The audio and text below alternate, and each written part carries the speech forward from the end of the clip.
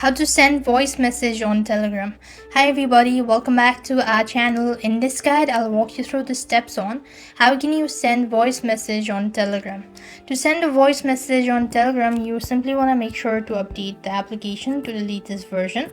And then here, when you open up the application, what next you want to do is open up the chat page to whom you actually want to send a voice message. Then what you have to do is tap the microphone icon located in the bottom right corner. Here it is.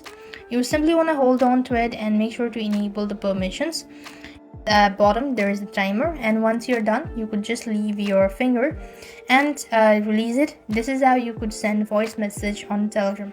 So I hope the video was helpful. Make sure to like, share and subscribe. Thank you for watching. See you in the next video.